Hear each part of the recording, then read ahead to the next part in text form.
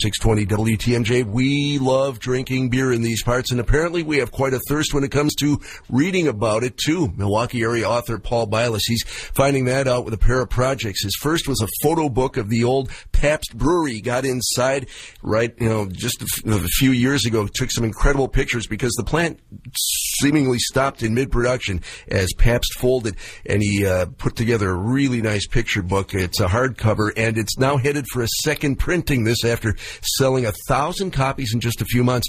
And now he's got a second book in the works, this one about the old Schlitz brew house. It's still up and standing, although it's in pretty rough shape. And like some of the Pabst buildings he chronicled in the first book, the Schlitz facility is much the way it was when it was closed back in 1982. It was built in 1890, and they never really renovated or changed things. So the railings are all original 1890, and it's just this huge, beautiful open area.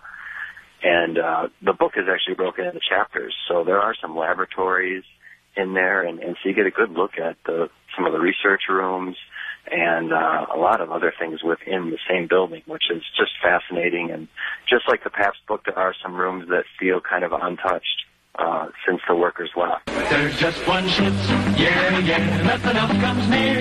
The beer that made Milwaukee famous, that was the slogan that propelled Schlitz to the top of the brewing heap in the 50s, 60s, even into the 70s when it competed with Budweiser for number one. It would take only 7 years, though, for Schlitz to tumble from its perch, starting in the mid-1970s. They changed part of the brewing process, and people thought that the beer tasted a little different.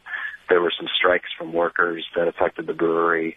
And then there were some bad ad campaigns that led to it as well. So what I find fascinating is how fast it did fall. Yeah, if you were around back then, I remember it vividly. I had just become of age, in fact, in the mid-'70s and became a beer drinker, and to watch Schlitz tumble as quick as it did, it was amazing. The end came when Stroh's bought the fallen brewery in 82. Schlitz Park has since been redone. Only the brew house apparently remains in its original state. Bialis' book includes some 150 photos, plus a CD, Schlitz trivia, interviews with former workers, a letter from Peter Eline, the fourth generation of the Schlitz brewing family. Bialis is raising money to cover his costs on Kickstarter with some value-added incentives. Some of the items I've used to research for the book, I'm including as separate packages as part of the fundraiser. And some of them are really exciting and one of a kind, including a Schlitz pre-Prohibition era chair, a wooden chair that they had given away to bars in the late 1800s, early 1900s.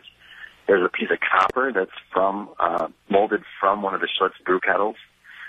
It's molded into a logo. There's some 1918 authentic brewing reports from the Schlitz brewery and a lot of other really special things that you can have included with the book with the Kickstarter project. You can pre-order the book at Kickstarter. If he reaches his funding goal, it'll become a reality. They'll be sent out in September. You can find out more by going to Kickstarter.com and then just type in Schlitz in the search. The Pabst book, meanwhile, is still available at local bookstores. Well, we talked about Pabst yesterday and its resurgence, not only in the Midwest, but now it's really catching on all parts of the country.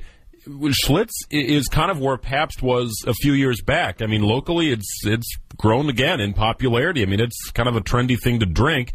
You see the Schlitz Tall Boys out at a handful of bars. It's the old formula, right? They're bringing back all the right marketing to cater to the demographic that would drink it. I think it's just a matter of time before it catches on. Maybe not as big as Pabst, but there will still be an underground following. I was reading a book about Budweiser, and it's interesting when they changed that Schlitz formula. Apparently, whichever Eline was in charge of the Schlitz brewery at the time was buddies with Augie Busch, whichever Busch was heading up Budweiser at that time, again, early 70s. And they were like neck and neck, and Schlitz was trying to keep up in terms of production, and that's when they tweaked the formula, and they used some additives and some preservatives, and Busch told Eline, don't do it. The one thing you don't do is mess with your product. You know, you got a good thing going. Don't do that. Don't take shortcuts. To have your competitor tell you not to do something, according to this book about Budweiser, and they still went ahead and did it, and it tanked the brand. That and among other things, the bad advertising, some strikes and other things. But boy, that formula changed. That just blew up a very, very successful brand in Schlitz. But they're back with their original formula, and it speaks to me